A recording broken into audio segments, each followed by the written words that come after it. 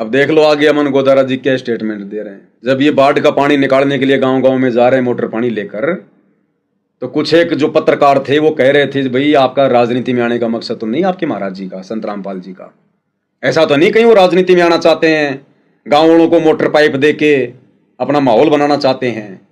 तो अमन गोदारा जी क्या कह रहे हैं कि संत रामपाल जी तो राजनीति की तरफ थूकते भी नहीं है, वो तो किसी को मेंबर बनने की भी सलाह नहीं देते।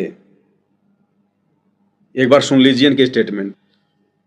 गुरु जी तो राजनीति में थूके भी को ना, सुन लो ध्यान, करनी तो बहुत दूर है। गुरु जी ने यह कति मारे भी प्रेरणा कर रखी है, कोई मेंबर भी नहीं बनाओगे, और मेंबर बन गया मेरा शिष्य नहीं है। तो राजनीति तो बहुत दूर की बात है, देश हित के लिए जीवांगे, देश हित के लिए गुरु जी के नमर्तन को ठोक ठोक के भर रखी है। अब कजोड़ जी ये तो भगत समाज को विचार करना चाहिए जो आंख बंद करके इन आश्रम वालों के पीछे चल रहे हैं।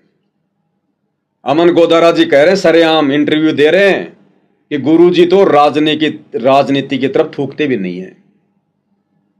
अब अगर सतगुरु रामपाल जी राजनीति की तरफ थूकते भी नहीं हैं तो सन 2019 में उन्हीं सतगुरु रामपाल जी का आदेश बताकर, उनका नाम बताकर, उनके नाम के पीले पर्चे निकालकर फिर भगत समाज से 2019 में कांग्रेस का समर्थन किसने करवाया? कांग्रेस सरकार को वोट किसने डलवाए?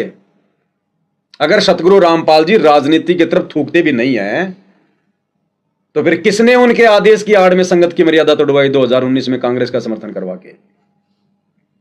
अब ये तो मूर्ख भगत समाज को विचार करना चाहिए जो आंख बंद करके बैठे हुए हैं।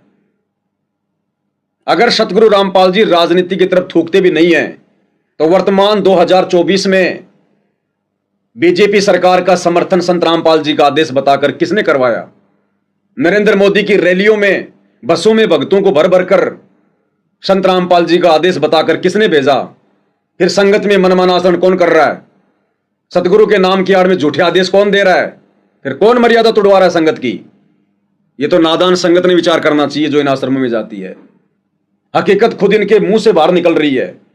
वाणी ही से पहचानिए कुटिल नीत की घात, अंदर की करनी की निकले मुंह से बात। इनके अंदर के विचार बाहर आ रहे हैं आज। फिर वो पीले पर्चे कि अगर बीजेपी सरकार को वोट नहीं दोगे तो उसका नाम खंड माना जाएगा, उसकी किसी भी आश्रम में एंट्री नहीं होगी, किसी भी नामदान पर उसका नाम शुद्ध नहीं होगा। फिर ये आदेश कौन दे रहा था? अगर सतगुरु देव जी राजनीति पर थूकते भी नहीं है तो उनके नाम से संगत को डराया क्यों जा रहा था? फिर ये तो फिर संगत को विचार करना चाहिए अब।